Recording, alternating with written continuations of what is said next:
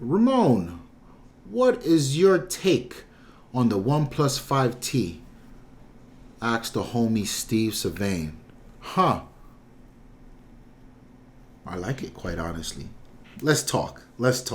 And he always says, I hate when it feels like you don't have time for me. What is the deal, beautiful people? Welcome back to another episode of AMA.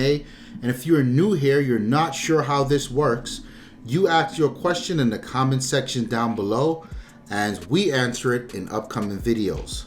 So the OnePlus 5T, I know a lot of you, it's pretty obvious I was not a big fan of the OnePlus 5. Although I've always admired OnePlus, I thought that their slogan was bold.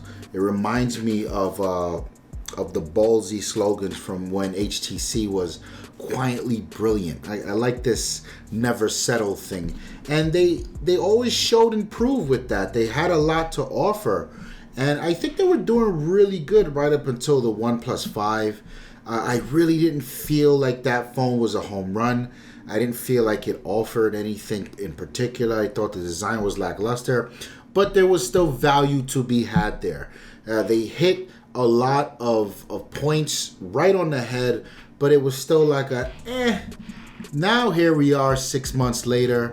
For those of you, and I know a lot of OnePlus fans on this channel, for those of you who ran out and bought that OnePlus 5, are you feeling burned? I feel like this 6 months after the OnePlus coming out with a revision, I think that's too aggressive.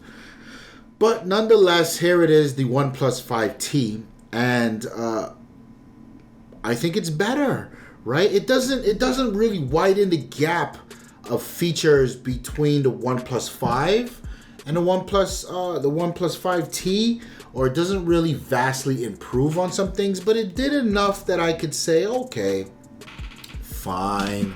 So what I like about it to start off is the design. I'm really digging the cleanup.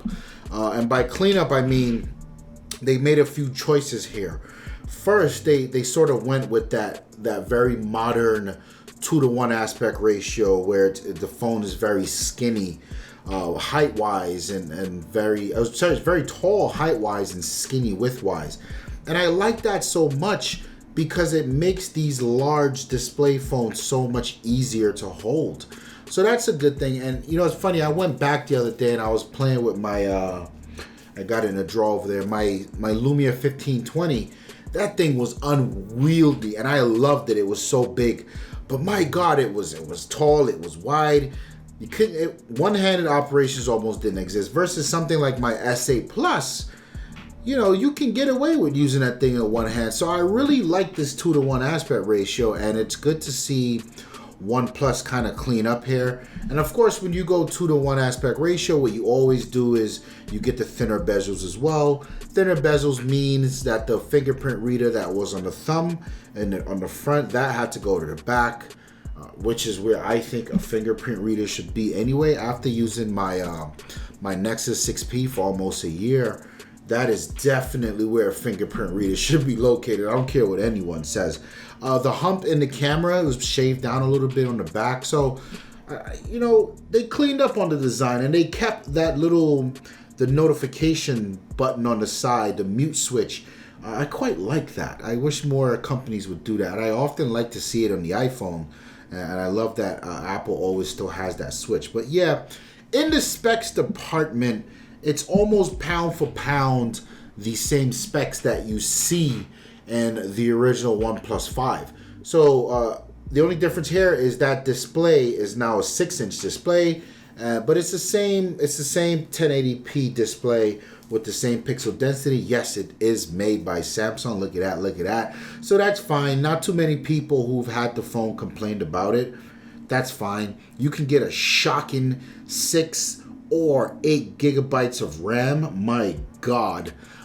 Still to this day, I have only ran into an issue with RAM once on my S8 Plus, where I had a YouTube video. I had a podcast. I was using Pocket Cast. I had a video podcast going in the background, and I was editing images in Lightroom. And then for some reason, I was losing focus on what I was listening to on the podcast. So I just paused the podcast and I loaded up Spotify, and I just wanted some music real quick while I finished editing the pictures in Lightroom. And I would notice that Spotify would drop out. It would just quit. The program would just quit. I was like, this is so strange. And the phone did get a little warm, but it wasn't like stuttering. The performance was still there, but Spotify just kept quitting. So when I pulled up the resource monitor, I was like, oh shit, I could see what was happening. I was hitting that 4 gigs of RAM. So it would have been nice to, for sure, have the 6 gigs that was in the Note 8, even though I bashed the crap out of the Note 8 here and there. But yeah, 6 gigs is fine. 8, why the hell not? There's the 64 gigabytes or the 128 gigabytes of internal storage. Always happy to see that. There's the crowd favorite, the Snapdragon 835. That's on every phone this year. Why not? And there's that 33 milliamp battery, which from all the forum posts and the performance stuff that I've been reading, the fact that, and this is my theory, the fact that display is only 1080p and the GPU and the processor has to work a lot less hard to push pixels, you get a solid performer. And on top of that, it seems like OnePlus, according to the benchmarks I've been seeing, really figured out how to optimize this phone. So this phone is a strong performer. Then you've got dual SIMs. That's always a plus. You've got the dash charging on top of a great battery life performer. You have this dash charging that gets you up to like 60% in like a half an hour. You can't be mad at that. There's a headphone jack. Crazy that you need to mention this as a plus in today's world, but it is what it is. And then there's things about it that's still super dope, like in the packaging of the phone, they give you a they give you a screen protector and a case. Like, okay. But for me, there's still some things. I got some notes here about the phone that didn't quite make the mark. And I want to be fair. At the price point of this device, there are some corners that I expect to be cut. And what makes a good offering, I think, is not the amount of corners you cut, but the decisions you make in the corners you cut. So, for instance, me personally, I would never buy a phone that wasn't a Quad HD display, because I can tell the difference just by looking at it. And I know a lot of people, I have these conversations with these Apple fanboys, and for years, oh, you don't need a Quad HD display. Retina's good enough. 1080p is good enough. You're holding the phone at 6.2 inches from your face. You don't need it. Your eyes can't tell. Now all of a sudden, Apple switches to a Quad HD display, and everyone's like, oh, ooh, you can tell the difference. Can you now?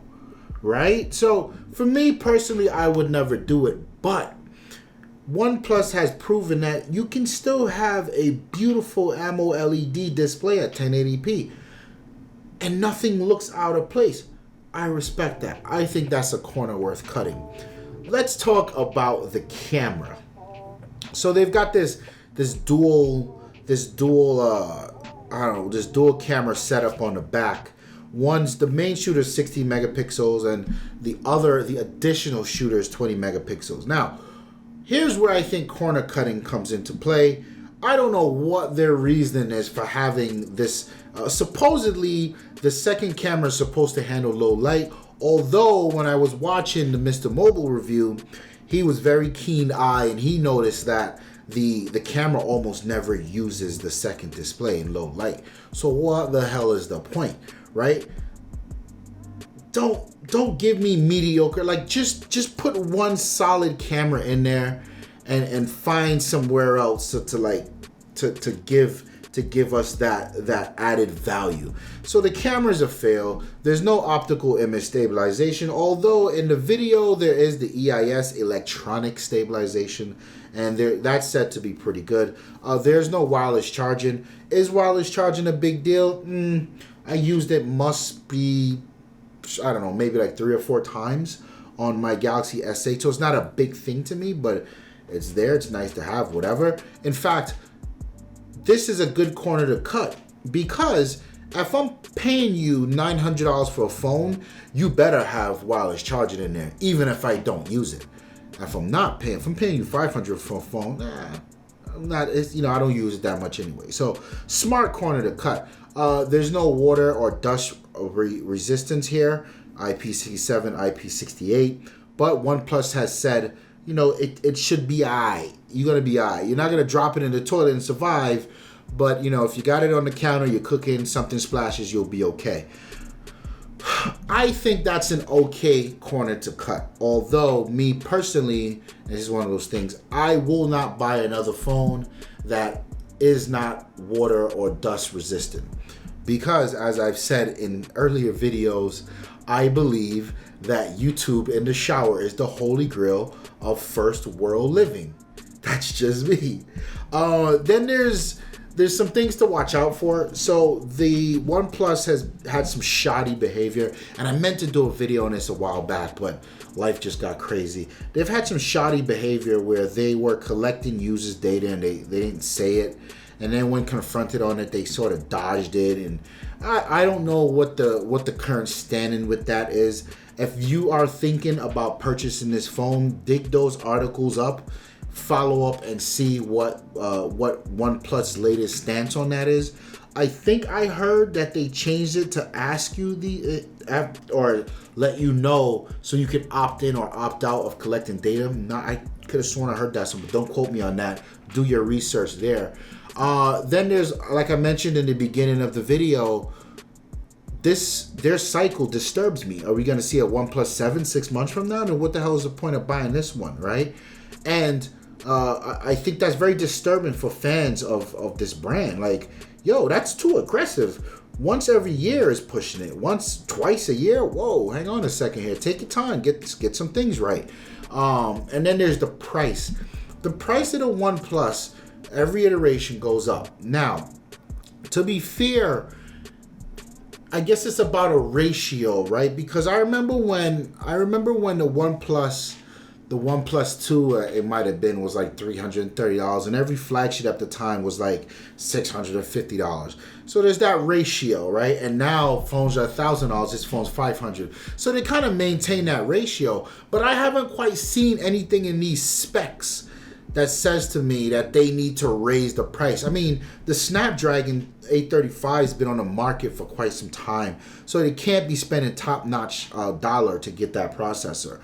Maybe the 8 gigs of RAM is driving the price up a little, but 500? I don't know. I feel like if you look hard enough, you could find something like the LG V30, or maybe you can find that on some deep sale. You can find a V6 on a deep sale.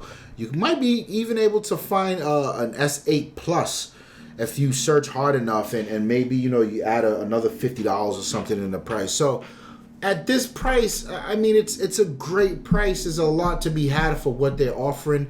They cleaned up the act a lot with the design. From what I've been reading, the performance is amazing. The Oxygen OS is very tasteful. So yeah, I'm still in the middle with this phone, but I mean, if you're a fan of OnePlus, I like this one. I like this one a lot over the first OnePlus 5. I think it can be considered a home run at this point. So yeah, let me know in the comment section below what you guys think about the OnePlus 5T in regards to the original OnePlus 5. Let's leave it out of the conversation about going up against $1,000 flagships. Do you think that this phone is worth the price over the original OnePlus, especially if you were in that boat where you went out and bought the original OnePlus 5? Are you gonna upgrade now? I don't know. My name is Ramon. I'm out of here. Peace. Well, I guess, and the reason we started Lifestyles Defined is because if we weren't on camera arguing about these things, the technologies, the phones, the iPhones, the Androids, the cameras, the games, we'd be on the phone arguing about it. We'd be in each other's house is arguing about it. So why not just put it in front of a camera for everyone to enjoy it the way we do?